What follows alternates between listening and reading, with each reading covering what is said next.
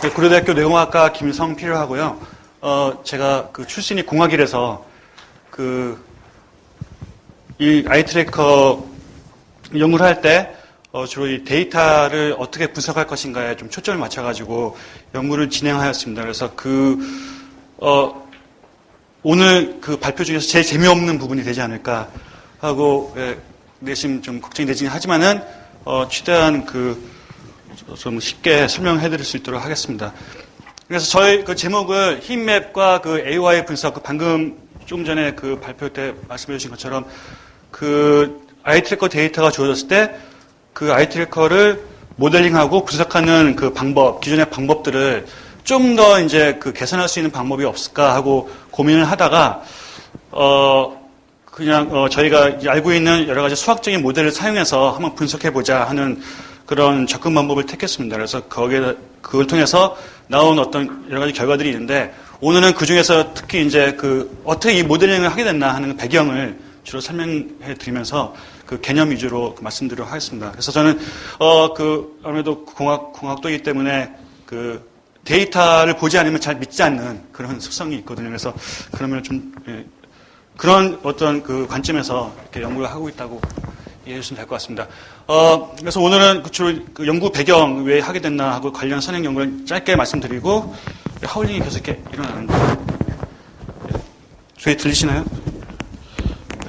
좀 더 댓글 내리도록 하겠습니다. 그 다음에, 힙맵과 AO의 각각 모델에 대해서 짧게 개요를 설명해 드린 다음에, 저희가 어떤 컨셉을 가지고 힙맵에 대한 수리적인 모델을 개발했나, 또는 AOI에 대한 모델을 개발했나 하고, 그 다음에 시뮬레이션 결과를 보여드리면서 좀 더 이해를 돕도록 하겠습니다. 그래서 저희는 이제 안구 추적 데이터가 나오면은 보통 안구 추적에 여러 가지 인위적인 기능과 많은 관련이 있다고 나와 있고, 안구 추적 데이터를 통해서 집중도나 이해도 등의 인지 과정을 간접적으로 저희가 이해를 할 수 있는데, 저희는 직접적인 어떤 인지 과정 자체에 대한 연구는 차후에 하기로 좀 밀어놓고, 먼저 안구 추적 데이터에 대한 이해를 높이기 위한 분석 방법을 연구를 시작하도록 하게 되었습니다. 그래서 특히 이제 기존 안구 추적에 쓰이는 방법 중에서 힙맵과 AOI, Area of Interesting이죠. 두 가지가 가장 보편적으로 많이 사용되는데, 이 두 가지 방법의 장단점을 보면서 개선할 수 있는 방향을 찾았습니다. 그래서 먼저 힙맵 같은 경우에는 이따 다시 이제 말씀드리겠지만은, 장점은 한눈에 들어올 수 있는 어떤 정성적인 분석에 상당히 효과적입니다. 그래서 하지만 근데 단점은 그게 다고, 그 다음에 이걸 어떤 지표로 만들기 위한 정량화가 쉽지 않은 그런 부분이 있고요. 그 다음에 Area of Interesting은 어느 정도 정량적인 분석이 가능하면서 또 특별히 관심 있는 영역에 대해서 집중적으로 결과를 내주기 때문에 좀 더 효과적이긴 하지만은, 자체 방법론에 대한 한계점 때문에 정교한 모델이 미비하고, 또 다른 어떤 분석 방법과 연결시킬 때 상호 연동할 수 있는 그런 부분이 좀 어려움이 있습니다. 그래서 이런 어떤 단점을 해결하고자 모델링을 하게 됐고요. 그래서 선행 연구, 저희가 이제 채택한 방법 자체는 아주 새로운 건 아니고, 이미 이제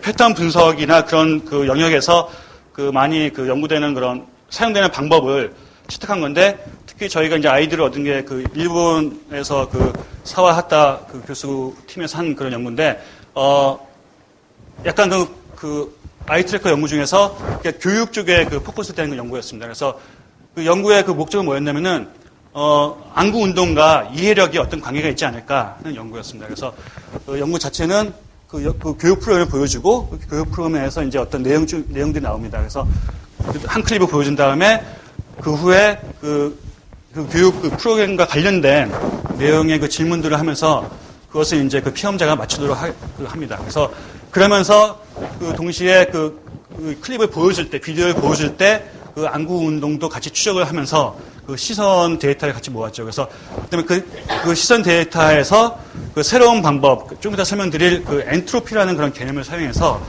한마디로 시선의 응집도를 개선을 하였습니다.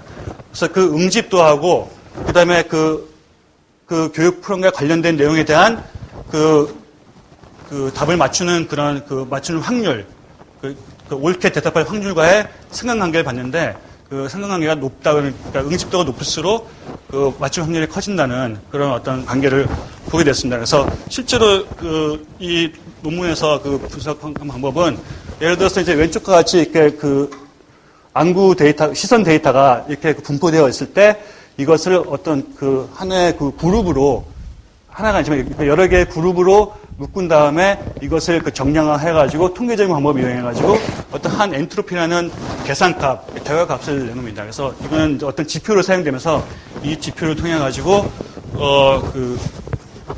정답을 맞추는 확률과 이런 식으로 관계를 봤는데, 왼쪽에 Y축이 맞춤 확률이고요. 그래서 40%부터 100%까지 이제 스케일이 되어 있고, 그 다음에 X축은 엔트로피를 해가지고 낮으면 낮을수록 응집도가 높아집니다.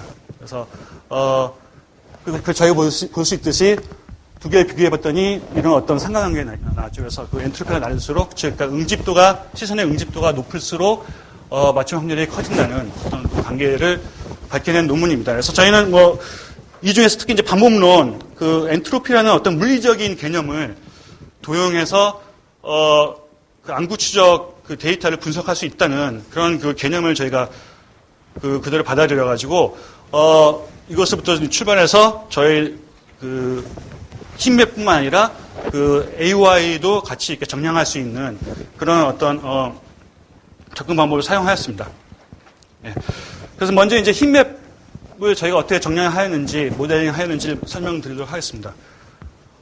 힘맵은 아시다시피 시선이 머무는 정도를 표현하는 거죠. 그래서 예를 들어서 이 같은 예는, 힘맵이라고 저희가 부르는 거는 이제 열 지도라고 이제 번역이 가능할 수도 있겠는데, 그래서 빨간색에 가까울수록 시선이 많이 머물고, 초록색에 가까울수록 시선이 덜 머무는, 그리고 이제 빈 부분 같은 아예 시선이 닿지 않았던 그런 부분이라고 저희가 볼 수 있겠습니다. 그래서 이 예 같은 경우에는 어떤 이런 문서가 있을 때 사람들은 주로 이제 왼쪽부터 보게 되죠. 그리고 맨 위부터 보면서 보다가 별거 아니네, 그냥 다음 넘어가서 보다가 다 이제 이해를 하고, 이제 이 웹페이지 같은 경우도 보통 웹페이지에는 시선의 패턴이 F 모양으로 이루어진다고 합니다.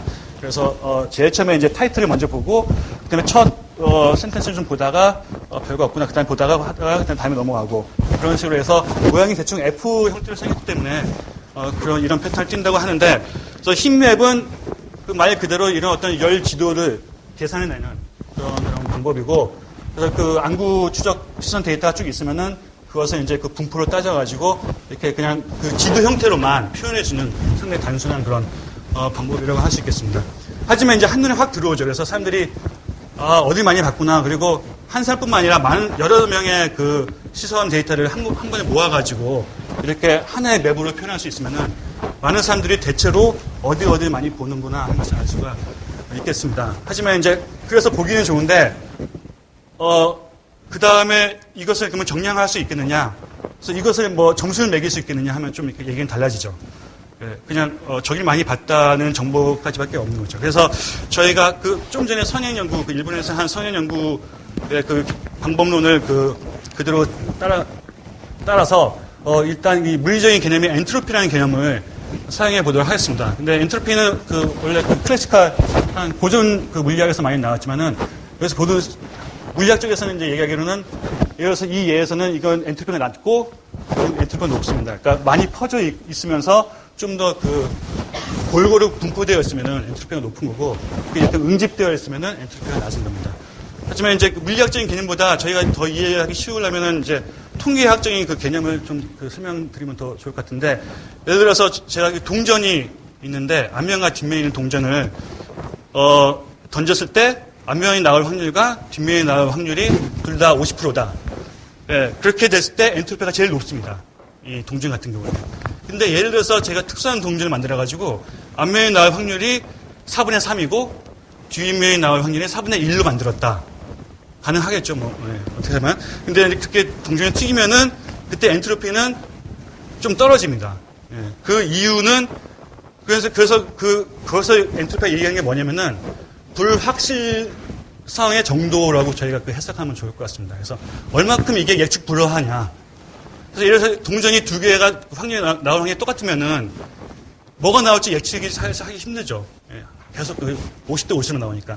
근데 하나가 75%고 하나가 25%면은 아무래도 앞면이 나올 확률이 좀 더 크니까 불확실성이 좀 떨어지겠죠. 예, 그래서 그러므로 예를 들어서 제가 이제 앞면에 좀 더 돈을 많이 걸면은 좀 더 그 베팅의 돈을 딸 확률이 높아지는, 왜냐면 예측 불허의 가능성이 좀 낮아지기 때문에. 그래서 그렇게 이해하시면 될 것 같습니다. 그래서 그러면 이제 그건 동전 얘기고, 안구 시선 데이터하고 무슨 상관이 있느냐. 생각해보면은, 시선 데이터 마찬가지로, 예를 들어서 이 화면에 시선이 골고루 쫙 퍼져 있다고 봤을 때, 저희가 이제 데이터만 보고, 화면 말고 데이터만 보고, 아무 데이터는 하나 더 뽑았을 때, 이 데이터가 화면에 어느 위치에서 나왔을까? 맞추는 거는 골고루 퍼져 있을 때보다 좀 모여있을 때 더 쉽겠죠. 덜 불확실하겠죠. 그래서 모여있을 때는 엔트로피가 그만큼 이제 낮은 거고, 엔트로피가 높다는 거는 불확실성이 높아진 거기 때문에 훨씬 더 많이 퍼져 있고, 그래서 데이터 하나 뽑았을 때 이 데이터가 어디서 나왔을까를 예측하기가 더 어려워지는 겁니다. 그래서 어떻게 개념은 그렇고, 그러면 오케이, 이런 엔트로피 개념을 사용해서 안구 추적 운동의 시선 데이터를 한번 처리해서 정량을 시켜보자 할 수 있겠습니다. 그래서 이건 이제 예인데, 여기서 저희가 엔트로피 안구 추적 데이터를 대충 이렇게 통계적 분포로 표현을 해보면은 가운데 많이 몰려 있으면은 그만큼 이제 분산량이 적어지니까 피크가 높아지겠죠. 그러니까 이런 경우에 엔트로피가 낮고, 같이 가운데에 모였지만 좀 넓게 퍼져 있으면 엔트로피가 높게 됩니다. 그 마찬가지로 하나 있는 것보다 여러 개 서로 다른 것에 분포되어 있을 때 아무래도 엔트로피가 더 높아지고 더 불확실해지잖아요. 어디서 데이터가 뽑힐지 모르니까. 근데 마찬가지로 같은 두 개의 피크가 있다 하더라도 더 퍼져 있으면 엔트로피가 더 증가하고, 그렇게 보시면 될 것 같습니다. 하지만 이제 피크가 여러 가지 있다고, 분포가 여러 군데 되어 있다고 해서 반드시 나쁜 건 아니고요.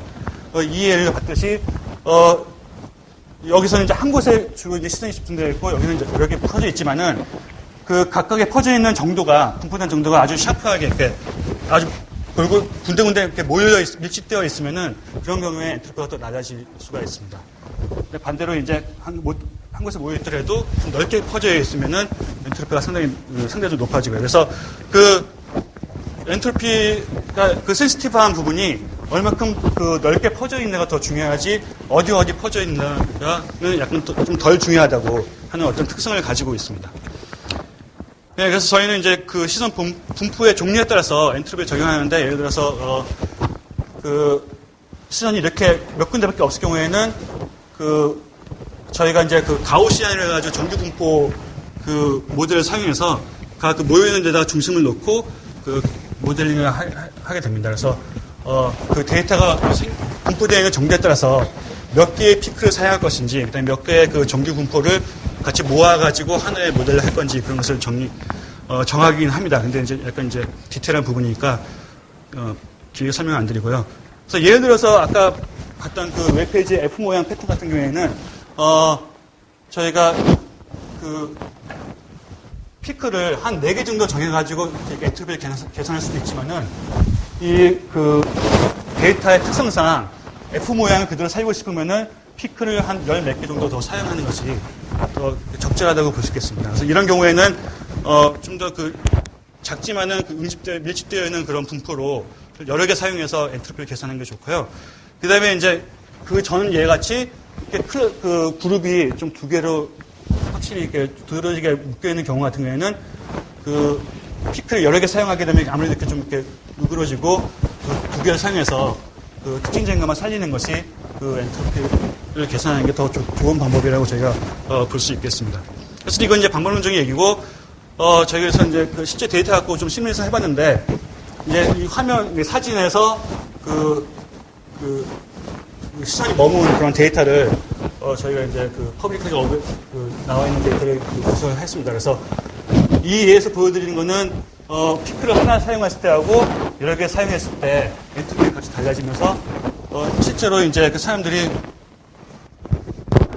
이것도 그렇구나. 죄송합니다. 사람들이 좀 디테일하게 저희가 분석하고 싶으면은 얼굴 전체를 보이기보다는 이제 눈이나 코 같이 약간 디테일하게 보는 경향이 있기 때문에 그런 것을 살리려면 아무래도 그 픽셀 많이 사용해서 좀 그 얼굴의 각 그 부위마다 머무는 정도를 이렇게 분석할 수 있겠습니다. 그러면 이제 엔트로피도 더 떨어지게 되고요. 근데 반대로 이제 이 같은 경우에는 처음에 이 사진, 배경 사진만 보였을 때는 그 시선이 이렇게 좀 분포되어 있었는데 그 앞에 그 사람을 놓고 다시 이제 사진을 찍어서 다시 이제 시선 운동을 파악하니까 아무래도 사람 얼굴이 있으면은 시선이 집중되잖아요. 그래서 이 두 군데로 그 시선이 집중되면서 그 엔트로피가 더 낮아지는, 그러니까 응집도가 더 높아지는 그런 경향을 보이게 됩니다. 그리고 또 이것도 마찬가지 또 다른 예인데 이제 그 아무것도 없는 방에서는 시선이 이렇게 좀 이렇게 넓게 분포돼서 엔트로피가 높다가 어떤 특정한 인물, 그러니까 시선을 집중시킬 수 있는 그런 어떤 피규어가 나왔을 때는 시선이 두 군데로 집중되는, 그래서 엔트로피가 떨어지는 그런 저희가 경향을 볼 수 있습니다. 예, 그래서 이게 어떻게 할 거냐, 그러면은 어떻게 활용할 거냐. 그래서 한 가지 이제 저희가 모델링 예를 분석을 이렇게 한 케이스가 있는데 그냥 동일한 자극을 여러 명이 보게 하고, 예를 들어서 광고 화면이나 아니면은 여러 가지 그 다른 정지 영상 같은 게 될 수 있을 텐데, 그것을 보게 하고 많은 사람들이 본 그 시선 데이터를 모아서 각 씬마다 저희가 이렇게 분석을 할 수 있겠습니다. 그래서 각 씬마다 먼저 방금 전에 설명드렸던 엔트로피 값을 구해서 그 다음에 그것을 저희가 다시 이제 단순히 역수 취하는 건 아니지만은 어쨌든 그 역변을 해서 응집도라는 지표를 새로 만들어냅니다. 그래서 응집도 지표는 보시다시피 0에서 1 사이의 값을 갖게 해서 1이면 응집도가 가장 좋은 거고 0이면은 응집도가 가장 나쁜, 그러니까 다 아주 랜덤하게 퍼져 있는 그런 경우가 되겠죠. 그래서 봤을 때 예를 들어서 세 번째 그 씬이 엔트로피가 낮기 때문에 상대적으로 응집도는 높고, 그래서 세 번째 씬 같은 경우에는 좀 응집된 장면이 있고, 그 다음에 네 번째 씬 같은 경우에는 아무래도 응집도가 낮기 때문에 장면 자체가 좀 분산되어 있다라고 볼 수 있겠습니다. 그래서 이렇게 모델링 과정을 통하게 되면은 이런 엔트로피 개념을 통해서 저희가 그 장면 자체가 시선을 집중시킬 수 있는 장면이냐, 아니면 시선이 좀 분산되는 그런 장면이냐 하는 것을 평가할 수 있고요.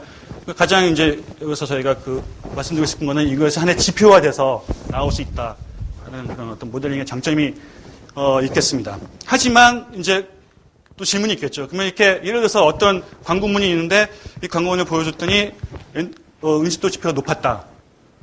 근데 so what 하면은 그 다음에는 또 할 말이 없어져. 그래서 그게 좋다는 거냐? 그럼 이 광고가 효과가 있다는 거냐? 아닐 수도 있고 그럴 수도 있죠. 모든 사람들이 엉뚱한 데 볼 수도 있고, 아까 보신 예처럼 로고는 안 보고 딴 데를 볼 수도 있고, 그렇게 가능하기 때문에 그래서 그 광고 디자인과 좀 부합되는 그런 분석을 해보면 어떨까 하는 그런 생각을 하게 됐습니다. 그래서 이제 이 AI 모델을 이 개념을 채택해서 여기서 마찬가지로 조금 전에 저희가 적용했던 엔트로피라는 개념을 다시 적용해서 기존에 없었던 새로운 모델을 한번 만들어보자 하는 것이 이제 저희 두 번째 그 모델 접근 방법이었습니다. 그래서 AY는 이제 방금 전에 설명해 주신 것처럼 특정 관심 영역을 이렇게 정해가지고 거기서 시선이 얼마큼 머무는지 그 머무는 정도를 저희가 정량을 할 수 있고요. 그래서 예를 들어서 어떤 이런 웹페이지가 있을 때 이렇게 그 시선이 각 에리어마다 얼마큼 머무는지 저희가 오리지널한 그런 시선 데이터로부터 정할 수가 있습니다. 또한 이제 좀 더 나아가지고 AUI를 에리어를 정할 때 그냥 정하지 말고, 그래서 이 예같이 각 에리어마다 저희가 다른 가중치를 둘 수가 있겠죠. 그래서 예를 들어서 이제 이거는 디자인 입장에서 덜 중요하고 아무래도 사람들이 여기를 많이 봤으면 좋겠다고 판단을 한다면은 이거 들고 가는 게 더 한다면은 저희가 이렇게 예를 들어서 이 예처럼 0.1, 0.2, 0.3, 0.4 정도로 이렇게 가중치를 비율을 다르게 해가지고 분석을 할 수 있겠습니다.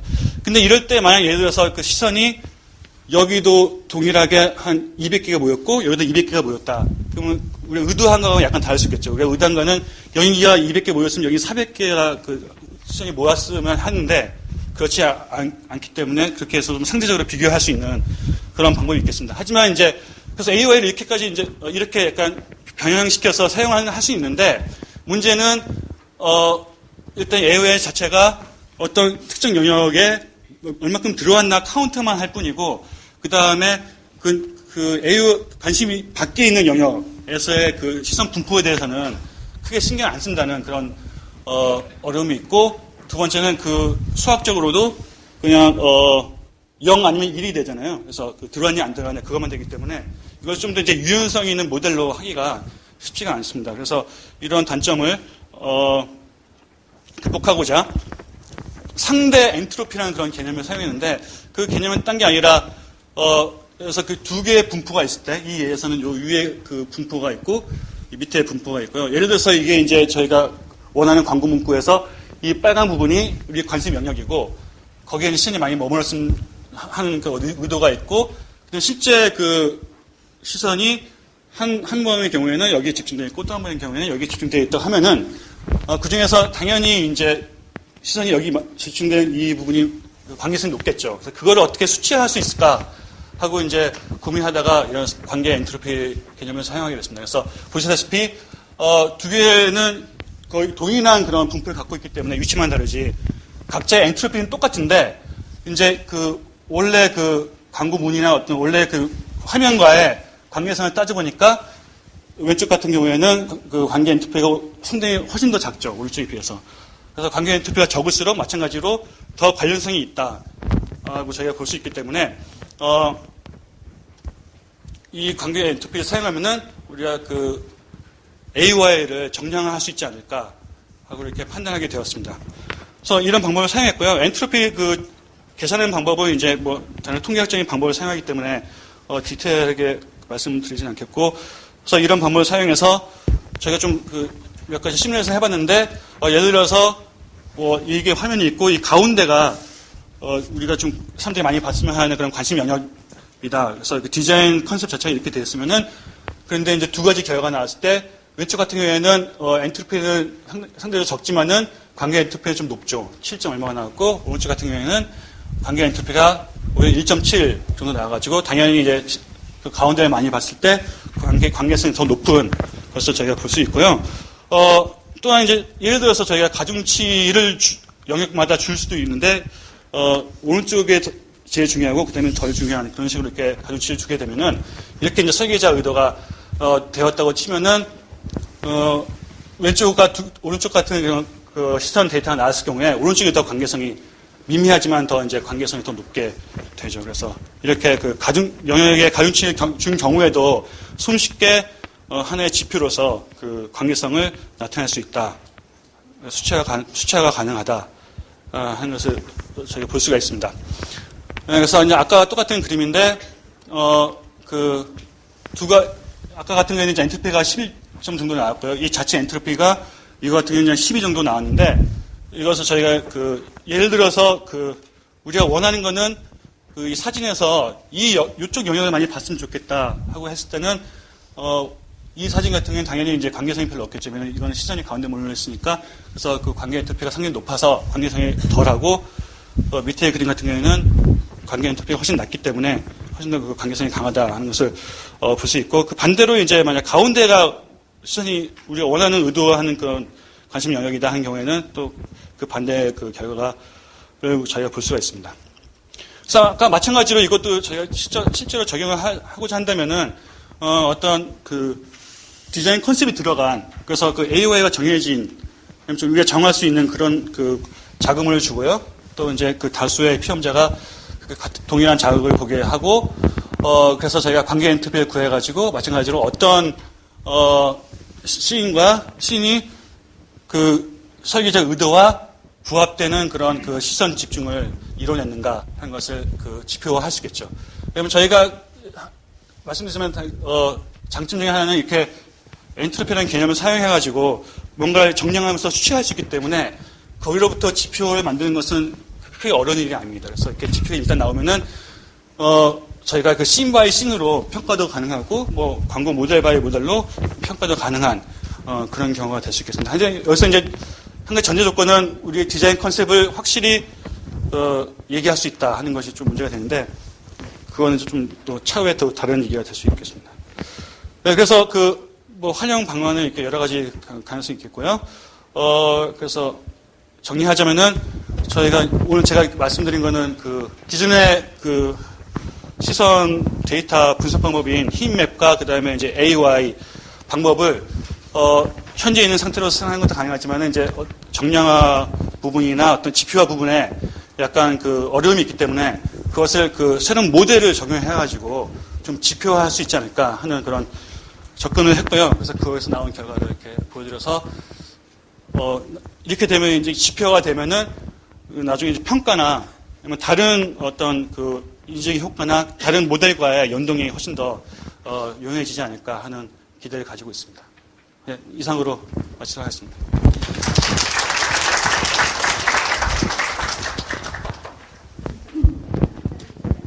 궁금한 점이 많으실 것 같은데 혹시 질문 있으신 분 예. 이걸 좀 드리겠습니다.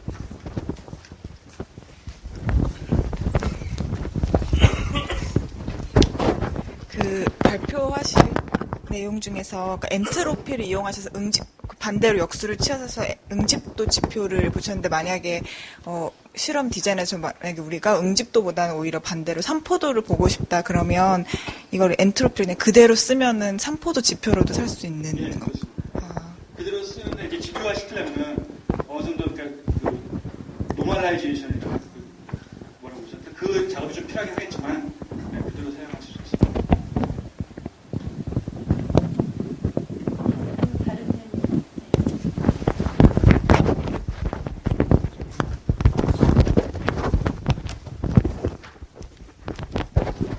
네, 안녕하세요. 건국대학교 전문기라고 합니다. 네, 발표 저기 흥미롭게 잘 들었고요.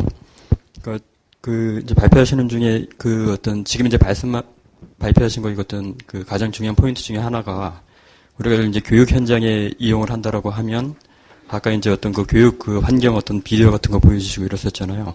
거기서 정확하게 이야기한 정답률이랑 그다음에 엔트로피랑 약간 이 부적 상관관계가 있다고 이렇게 말씀하신 것 같은데요.